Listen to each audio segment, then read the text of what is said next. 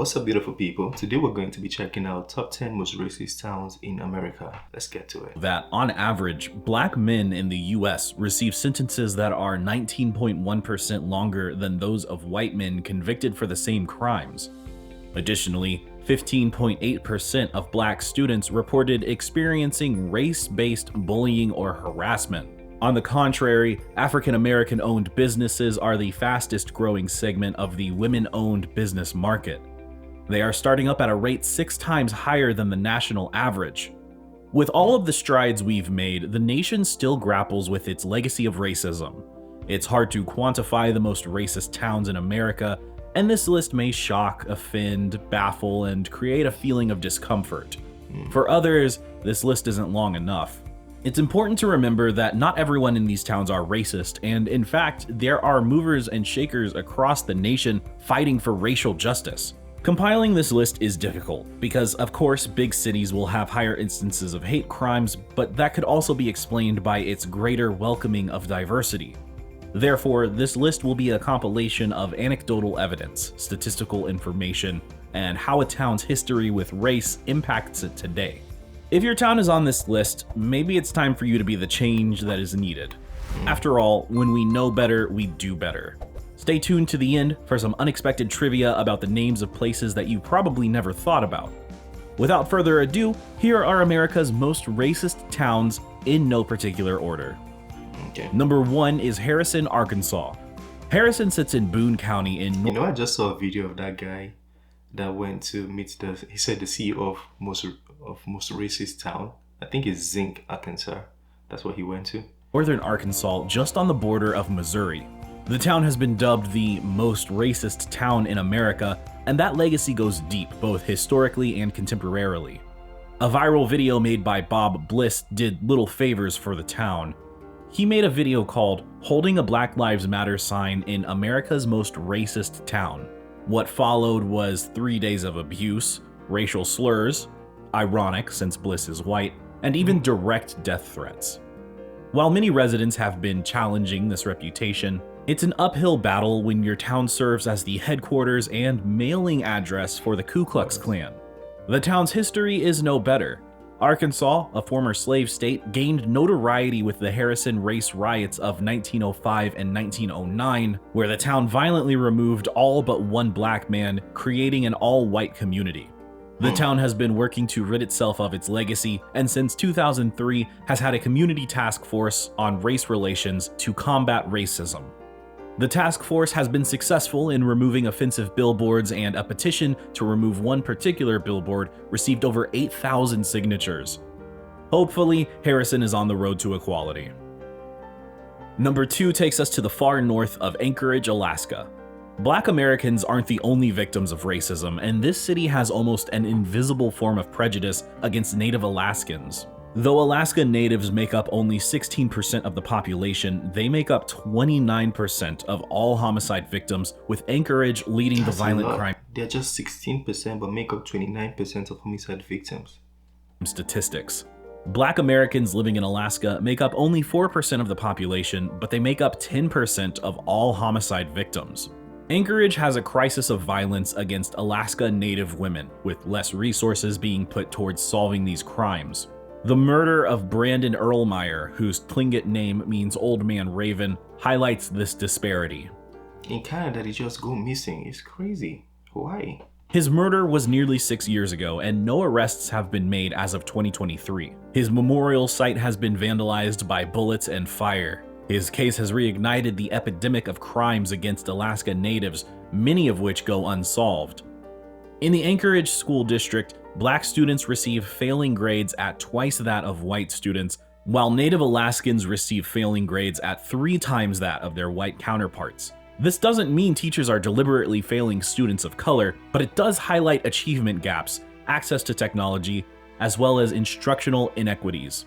Many Native Alaskan children are classified as ELL, or English language learners, given that English is not their primary language at home. This is a result of colonization, creating a disadvantage for Native Alaskan children being thrust into an English world. Alaska only became a state in 1959, so it's no surprise that many people still speak their native languages at home. A bright side for What was it before then? A country? Anchorage is that it is the fastest growing city in terms of racial and ethnic diversity in the US. Number 3 is a strange one. Leith, North Dakota, an otherwise small town in the middle of nowhere with only 29 residents, gained notoriety in 2012 when white nationalist Craig Cobb moved into Leith and bought up 12 plots of land. This Aryan-centric takeover was highlighted in the PBS documentary Welcome to Leith. Cobb encouraged his followers to move to Leith, and in 2018, they successfully had 2 of their white nationalists voted onto the city council. This was devastating to Leith residents who held protests, even going so far as to petitioning Grant County to dissolve Leith as a city in order to remove the white supremacists from office. It was never dissolved, and today Leith still exists, but Craig Cobb has sold off his land and left. The lone black resident, Bobby Harper, said his life was overturned and fraught with turmoil since the arrival of Craig Cobb and his white supremacist followers. The people of Leith fought hard to reclaim their town, and it's sad that the name of Leith is now tethered to hate, when none of its original residents, including Mr. Harper, felt like their town was ever racist before. Cobb and one of his followers were charged with 7 felony counts of terrorizing town residents.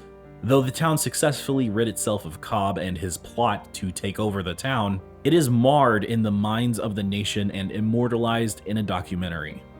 On the upside, this showed how one tiny town, with less residents than an apartment building, was able to stand up for what's right and win back their town from the grips of racism and hate. Clutch your pearls, California, because you are number 4 on this list. That's right, racism is not limited to the American South or rural towns with predominantly white populations. With racism, race riots, and sundown towns riddled throughout Los Angeles, that city escapes this list by virtue of its population being large enough to outwit any statistics. The same cannot be said for California's 5th largest city, Fresno. Fresno is a tale of 2 cities. The western half of Fresno is 2/3 Latino and 1/5 black. Just by driving through, it is evident that the city is neglected, and this is not because of its residents. The city itself has neglected it with pothole-ridden roads, overflowing landfills, and schools unable to meet the needs of its children. One Fresno resident recalls being called racial slurs by her white teachers, who made it clear that West Fresno was not their choice place to be. More than half of West Fresno lives below the poverty line compared to only 27% of the rest of the city. A simple internet search will reveal a city fraught with racial violence, accusations of racism among the school boards, and government neglect in its neighborhoods, predominantly comprised of people of color. The residential segregation is no accident either. It was by design. Though outlawed for over 50 years, redlining was a legal process in which people of color were denied mortgages for housing and deeds were restricted for whites only in certain white neighborhoods. The legacy of this process existed informally long after the laws were changed, and that leaves us with 2 very different Fresnos. The city's residents are making strides by acknowledging those systemic policies of the past that still present themselves today. Number 5 is Vidor, Texas, a small town in the southeastern corner of the state just east of Houston. Vidor was one of hundreds of communities in America known as a sundown town. You know what sundown town means? No black people left at a certain time. This was a place where black Americans were not allowed after dark. In some of these towns, there were posted signs saying things like, "Whites only after dark." Mayors of Vidor have tried like South Africa to change its reputation, but to this day, many black Americans won't even stop for gas in Vidor. According to the 2020 census, Vidor has a population of around 8,600, with only 39 residents identifying as black. The first black resident moved into Vidor in 1993 amidst Ku Klux Klan-led protests. This came as a push to desegregate the town. Despite his pleas for more black residents to join him, only 5 other black Americans were willing to move. Little has changed since.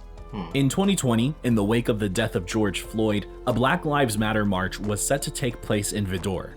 The march forced the town to reckon with its reputation, and although the march was considered a victory by most for even taking place, the march was met with backlash from many of the town residents, as well as counter-protesters. Residents of Vidor have been vocal on social media trying to debunk the notion that it is a racist place, but even many of those posts have racist undertones. Vidor has work to do, but the fact that many residents joined the Black Lives Matter march gives hope that there is change on the horizon. Sorry to say that we are staying in the South for the next one. Number 6 is Rochelle, Georgia, but more realistic. It's like the South has a lot of things they need to work on. I'm not in America, but if you're in the South, there's something going on there. Realistically, the entire county of Wilcox. But before residents get offended, your town's youth have actually brought this issue to light and forced the town to grapple with its legacy of the past. Wilcox County sits smack dab in the middle of the state. It's a place where tradition is revered. There's a church on every corner, Confederate flags wave proudly, and up until 2014, the schools still held segregated proms. That's right, until the year 2014, many rural Georgia schools still held segregated proms. How can a public school get away with this? So it means like different races in different halls. Simple, they didn't do it. During desegregation, many schools stopped hosting proms to avoid having integrated dances. Parents and students hosted their own proms, one for white students and one for black students. In a county that's 35% black, this is hard to imagine that despite all our efforts to combat racism, Georgia was still holding segregated proms. Despite this, it was the students of Wilcox County High School in Rochelle, Georgia, that decided enough was enough. 4 students, 2 black and 2 white, created a Facebook page in 2014 to petition the school to host an official prom, an integrated prom. While these students shed light on a racist part of the country that many enlightened Americans pretend don't exist, this also stoked the fire of change. Wilcox has a long way to go, but its youth have paved the way for social change. Number 7 is another clutch your pearls moment. Crown Heights, Brooklyn, a neighborhood within New York City, makes this list. While New York City as a whole is often considered a bastion of racial progress and enlightenment, hate crimes are on the rise, up 76% in New York City to be exact. This could be attributed to new task forces encouraging people to report hate crimes, but the result is nonetheless bad news for big cities that like to pride themselves on being less racist than others. Having a bigger population or more diversity should not be an excuse for having more hate crimes. If these cities were as progressive as they tout, then there shouldn't be so many hate crimes. Crown Heights has historically been a refuge for Hasidic Jews fleeing Europe. The neighborhood was put on the map after race riots in 1991 between black and Jewish residents, which was immortalized in Anna Deavere Smith's play Fires in the Mirror, which was performed all over the world and solidified in a filmed version on PBS. Jewish Americans have found themselves in a racial gray zone in America. Historically, they have not been afforded the privilege of whiteness, but in the modern context of white privilege, they are often lumped in. They were not white when their lives literally depended on it, but they are now white and often ignored when they are the victims of anti-Semitism. The Jewish population in Crown Heights was disproportionately affected by the COVID pandemic. Accusations that media and local officials in Crown Heights cover up anti-Semitism runs rampant, and there are many articles of news media tripping over itself trying to explain why anti-Semitism in Crown Heights isn't really anti-Semitism. Number 8 is Milwaukee. Wisconsin is regularly voted one of the best states to live in with its low crime, great access to healthcare, and a quality school system.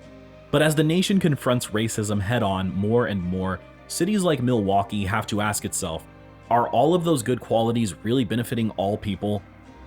Those great schools in Milwaukee suspend black students for similar offenses as white students at more than twice the rate of the national average, more than any other state in America. When polled, many Americans think of Wisconsin in general as being a very white state, when actually black Americans make up 40% of Milwaukee, and yet its schools also have the highest achievement gap in the country. It isn't just the schools that show racial disparities. Wisconsin also incarcerates the most black men in the country, and in Milwaukee County, more than half of all black men in their 30s and 40s have been to jail or prison. No. More than half of black men in their 30s and 40s have been to jail or prison. Why? What is going on there? What are they doing there? Is it like gang violence or is it drug or what? What is really going on? And yet its schools also have the highest achievement gap in the country.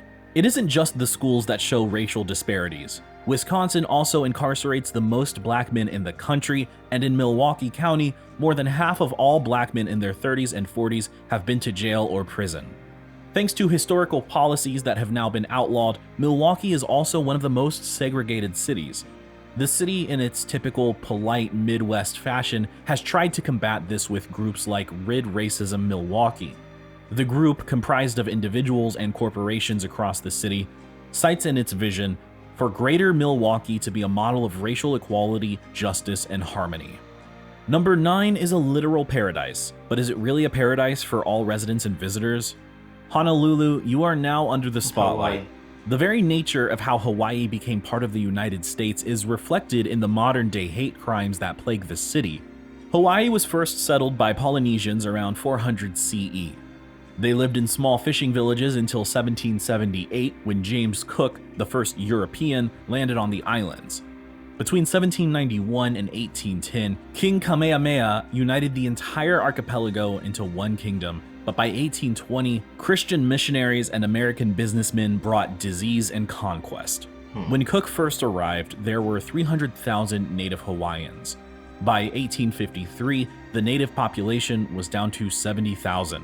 In 1893, thanks to the money that could be made from its sugar plantations, the US annexed Hawaii and overthrew the kingdom. The last Hawaiian ruler, Queen Liliuokalani, was deposed, imprisoned, and forced to abdicate. By 1959, Hawaii became a state. The lasting effects have left a trail of racism in its... How do Hawaiians feel about that? Do they like it? Do they want it to continue? Or do they want to separate from US? wake, landing Honolulu on this list.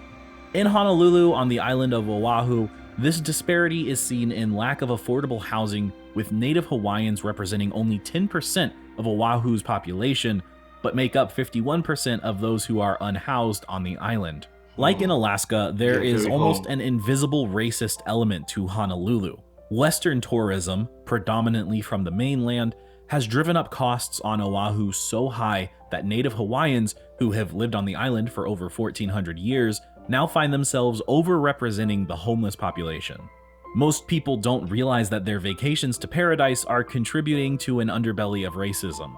There are many ways to be a responsible tourist to Honolulu, with one main thing being to frequent local establishments. Forego a chain hotel on Waikiki Beach and instead find a local vacation home owned by a native Hawaiian.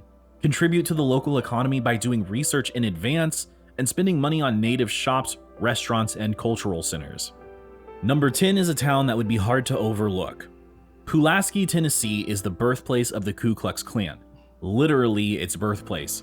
On December 24th, 1865, in the wake of the Civil War, the South's defeat, and the era of Reconstruction, 6 former Confederate officers founded the Klan.